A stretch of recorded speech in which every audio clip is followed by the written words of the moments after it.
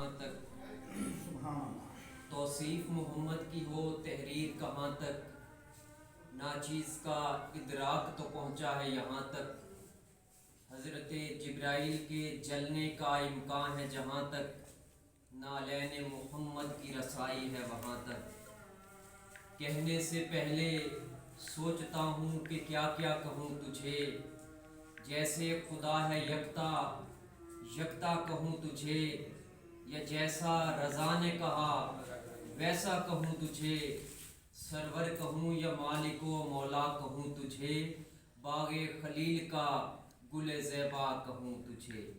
نحمدہ ونصلی ونسلم علی رسولہ الکریم، اما بعد، اعوذ باللہ من الشیطان الرجیم، بسم اللہ الرحمن الرحیم، فصلی لربک وانحر، صدق اللہ العظیم۔ ان اللہ وملائکتہ یصلون علی النبی، یا ایھا الذین آمنوا صلوا علیہ وسلموا تسلیما۔ آقا کی بارگاہ میں درود اسلام کا نذرانہ پیش فرما لیں۔ اللہم صلی علی سیدنا و مولانا محمد وعلی آل سیدنا و مولانا محمد وبارک وسلم صلی علیہ۔ دوستان مکرم، آج کا بابرکت دن نماز عید الاضحیٰ کے لیے ہم یہاں پر اکٹھے ہوئے ہیں۔ اللہ کی بارگاہ سے یہ دعا کرتے ہیں کہ رب کریم ہمارا اکٹھا ہونا اور قربانی کی نیت کرنا اپنی بارگاہ میں قبول فرما کر ہمیں اس کا بھرپور اجر و ثواب عطا فرمائے۔ دوستان مکرم، آج کا دن عید کا دن ہے، اور آج کا وہ بابرکت دن سنت ابراہیمی کی یاد تازہ کرنے کے لیے امت مسلمہ کے لیے ایک تحفہ ہے۔ یہ فیضان نظر تھا یا کہ مکتب کی کرامت تھی، یہ فیضان نظر تھا یا کہ مکتب کی کرامت تھی، سکھائے کس نے اسماعیل کو آداب فرزندی۔ دوستان مکرم، بالکل مختصر چند منٹ کی یہ آپ کے سامنے باتیں گوش گزار کرنی ہیں، پھر انشاءاللہ العزیز مقررہ وقت کے اندر ہماری یہ کوشش ہوگی کہ نماز عید الاضحیٰ کی جماعت ہم انشاءاللہ پورے وقت کے مطابق ادا کریں۔ تو آج کا بابرکت دن سنت ابراہیمی کی یاد کو تازہ کرنے کے لیے ہم اس کو منا رہے ہیں۔ اور دوستان مکرم، اللہ تبارک و تعالیٰ نے جب اپنے پیارے حضرت خلیل حضرت جناب ابراہیم علیہ السلام کو خواب کے اندر یہ واقعات دکھائے کہ اپنی محبوب چیز میری راہ میں قربان کی جائے، تو دوستان مکرم، حضرت ابراہیم علیہ السلام نے اللہ کی بارگاہ میں تمام تر اپنی جو انہوں نے ذہن کو استعمال کیا کہ میری محبوب چیز کون سی ہو سکتی ہے، تو انہوں نے یہی نتیجہ اور یہی فیصلہ کیا کہ میری محبوب چیز اس دنیا میں میرا بیٹا حضرت اسماعیل علیہ السلام ہے۔ تو آپ میدان عرفات میں اپنے بیٹے کو لے کر پہنچتے ہیں، تو یہ واقعہ بالکل مختصر ہے۔ جیسے ہی وہاں پر پہنچتے ہیں، جیسے ہی اپنے بیٹے کو ذبح کرنے کی نیت سے زمین پر لٹاتے ہیں، تو ایک بزرگ وہاں پر نمودار ہوتا ہے اور وہ کہتا ہے کہ اپنے بیٹے کو ذبح نہ کیجیے۔ اپنے تمام مکر و فریب حضرت اسماعیل اور حضرت ابراہیم علیہ السلام کے سامنے رکھتا ہے کہ محبوب چیز ہے، اپنے بیٹے کو قربان کر رہے ہیں، ایسا نہ کریں۔ تو یہ وہاں سے بزرگ چلا ہے اور حضرت اسماعیل علیہ السلام کی والدہ کے پاس پہنچتا ہے اور یہ کہتا ہے کہ آپ کے گھر والے آپ کے بیٹے کو قربان کرنے کے لیے بالکل تیار ہیں۔ تو دوستان مکرم، جیسے ہی اس بزرگ نے یہ باتیں حضرت اسماعیل علیہ السلام کی والدہ کے سامنے رکھیں، تو اسماعیل علیہ السلام کی والدہ نے کہا کہ جو انبیاء کو، جو رسولوں کو برا فعل کہتا ہے کہ یہ کام تم کیوں کر رہے ہو، وہ بندہ اور کوئی نہیں ہو سکتا، وہ بندہ لعین شیطان ہی ہو سکتا ہے۔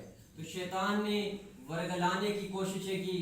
تو دوستان مکرم، جب اس کائنات کی ابتدا ہو رہی تھی، حضرت قابیل حابیل ان کا قصہ مشہور ہے کہ ہم بخوبی اس کو جانتے ہیں۔ تو دوستان مکرم، حضرت قابیل اور حضرت حابیل یہ آدم علیہ السلام کے دو فرزند، اللہ کی بارگاہ میں انہوں نے اپنی جب حضرت حابیل نے قربانی پیش کی تو یہ قربانی اللہ تبارک و تعالیٰ نے اپنے پاس محفوظ فرما لی اور کہا کہ جاء جبریل، کہ جبریل زمین پر چلے جاؤ، اور جو حابیل نے قربانی پیش کی ہے اپنی بھیڑ بکریوں کے ریوڑ میں سے ایک خوبصورت دمبا جو انہوں نے پیش کیا ہے اسے آسمانوں پہ لے آؤ اور اسے محفوظ کر لو۔ تو دوستان مکرم، جیسے ہی حضرت ابراہیم علیہ السلام نے پختہ نیت کے ساتھ، پختہ عزم کے ساتھ چھری چلائی اور بہت خوش ہو گئے کہ میں نے اپنے بیٹے کو اللہ کی بارگاہ میں قربان کر دیا ہے، اپنی محبوب چیز قربان کر دی ہے، تو دوستان مکرم جیسے ہی چھری چلانے والے تھے تو اللہ تبارک و تعالیٰ نے جبرائیل کو حکم دیا کہ جبرائیل ابھی جاؤ زمین پر اترو۔ کہا مالک کرنا کیا ہے؟ کہا وہی جو دمبا جو حضرت حابیل نے میری بارگاہ میں قربانی کے لیے پیش کیا تھا اسی دمبے کو لے جاؤ اور اسماعیل کی جگہ لٹا دو۔ تو دوستان مکرم جیسے ہی چھری چلاتے ہیں اور خوش ہو جاتے ہیں کہ میں نے اپنی اللہ کی بارگاہ میں اپنی قربانی پیش کر دی، تو کیا دیکھتے ہیں جب آنکھوں سے پٹی ہٹاتے ہیں تو بیٹا سامنے کھڑا مسکرا رہا ہوتا ہے۔